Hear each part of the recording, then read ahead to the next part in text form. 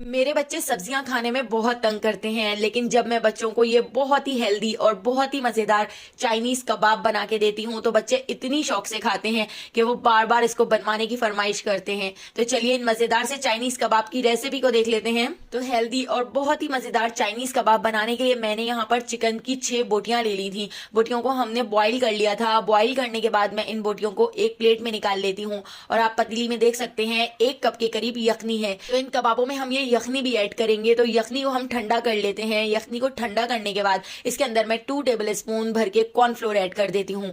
Cornflour add करके हम इसको अच्छी तरह से मिक्स कर लेते हैं। इतना मिक्स कर लेंगे कि इसकी सारी गुठलियां खत्म हो जाएं। प्लेट में जो हमने चिकन निकाल के रखी थी, चिकन को हम इस तरह से श्रेड कर लेते हैं, इस तरह से रेशा कर लेते हैं। तो ये दोनों चीजें तैयार हैं। अब हम कबाब बनाना शुरू करते हैं। तो ये कबाब 10 मिनट में बनकर तैयार हो जाते हैं। तो यहाँ पर मैंने 4 टेबल स्पून कुकिंग ऑयल एक कढ़ाई में गर्म कर लिया है। इसके अंदर हम ऐड कर देते हैं 5 से 6 बारीक कटी हुई हरी मिर्चें और इसके साथ ही मैंने यहाँ पर 7 से 8 लहसुन की कलियां ले ली थी। तो उनको भी बारीक कट करके हमने इस तरह से ऑयल में ऐड कर दिया है। तो लहसुन और हरी मिर्चों को हम फ्राई कर लेते हैं। हमने इनको इतना फ्राई कर लेना है कि इनका कलर गोल्डन हो जाए। तो इस तरह से देखिए, जब इनका कलर गोल्डन सा हो जाएगा तो अब हम इसके अंदर 2 मीडियम साइज की गाजरें इस तरह से कद्दूकश करके ऐड कर देते हैं। तो गाजरों को मैंने ग्रेटर से ग्रेट कर लिया था। गाजरों को हम फुल फ्लेम पर 1 मिनट तक फ्राई कर लेते हैं। इन चाइनीज कबाब में हम ढेर सारी सब्जियां ऐड करेंगे, जिससे ये चाइनीज कबाब बहुत ही हेल्दी बनके तैयार होंगे। इसके साथ ही आप देख सकते हैं मैंने यहाँ पर ले ली है बंद गोभी। बंद गोभी को मैंने स्लाइसर से बिल्कुल बारीक इस तरह से कट कर लिया था। तो बंद गोभी भी हम इसके अंदर ऐड कर देते हैं और बंद गोभी को भी हम इसके अंदर अच्छी तरह से मिक्स कर लेते हैं। बस आपने सब्जियों की जो कटिंग है वो इस तरह से बिल्कुल बारीक करनी है और उसी में आपको थोड़ा टाइम लगेगा, वरना इस मिक्सचर को बनाने में बहुत ही कम टाइम लगता है। इसके साथ ही एक बड़े साइज की शिमला मिर्च को भी हमने इस तरह से छोटे छोटे से क्यूब्स में कट करके इसके अंदर ऐड कर दिया है। इसके साथ ही जो हमने चिकन श्रेड कर ली थी, चिकन को रेशा कर लिया था, तो चिकन भी हम इसके अंदर ऐड कर देते हैं। और इसके साथ ही हम इसमें कुछ मसाले ऐड कर लेते हैं। तो 1 टीस्पून मैं इसके अंदर नमक ऐड कर देती हूँ। नमक और मिर्चें आप अपने टेस्ट के हिसाब से ऐड कर सकते हैं। 1 टीस्पून लाल कुटी हुई मिर्चें, 1 टीस्पून पिसी हुई काली मिर्च और 1 टीस्पून ही हम इसमें पिसी हुई सफेद मिर्च ऐड कर देते हैं।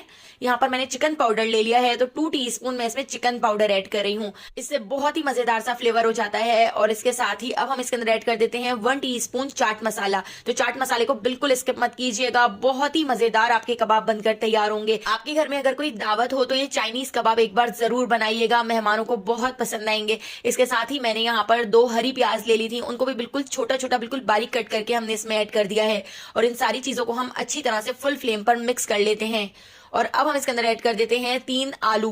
तो आलू भी मैं इसके अंदर ऐड कर रही हूँ। अगर आप आलू को स्किप करना चाहें तो स्किप कर सकते हैं, लेकिन आलू भी इन कबाबों में बहुत ही अच्छे लगते हैं। तो आलूओं को मैंने पहले ही बॉईल कर लिया था। बॉईल करने के बाद हमने आलू ऐड कर दिए हैं और आलू को हम पोटैटो मैशर की मदद से अच्छी तरह से इसमें मैश कर लेते हैं।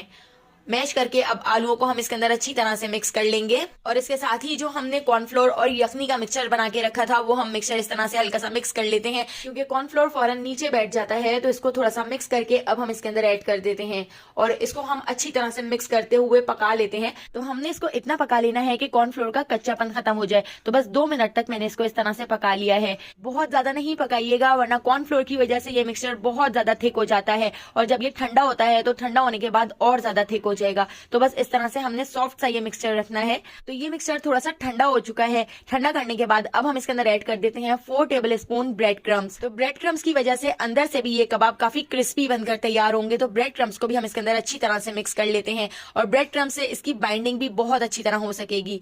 तो बस अब हम इसको पूरी तरह से ठंडा कर लेते हैं। इसको मैं ढककर 1 घंटे के लिए छोड़ देती हूँ।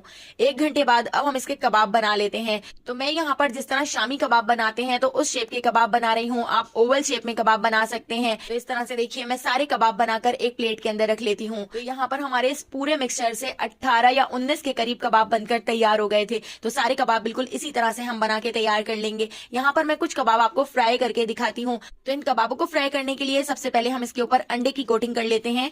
अंडे की कोटिंग करने के बाद इसके ऊपर हम ब्रेड क्रम्स की कोटिंग कर लेंगे। लेकिन कुछ कबाब मैंने सिर्फ अंडे की कोटिंग से भी बना के तैयार किए थे, वो भी बहुत ही मजेदार बन के तैयार हुए थे। तो दोनों तरह से आप इन कबाबों को बना के तैयार कर सकते हैं। तो देखिए यहाँ पर मैंने ब्रेड क्रम्स की कोटिंग कर ली है। इससे ऊपर से बहुत ही क्रिस्पी कबाब बनकर तैयार होंगे। तो पहले अच्छी तरह से एक साइड से हमने फ्राई कर लिया था और पलटकर फिर दूसरी साइड से भी हमने बिल्कुल इसी तरह से इन कबाबों को फ्राई कर लिया था। तो यहाँ पे हमारे बहुत ही हेल्दी और बहुत ही मजेदार चाइनीज कबाब बनकर तैयार हो चुके हैं। तो अगर आपको चाइनीज कबाब की ये रेसिपी पसंद आई हो तो लाइक, शेयर और सब्सक्राइब करना बिल्कुल भी मत भूलिएगा और बेल आइकॉन के नोटिफिकेशन को जरूर ऑन कीजिएगा।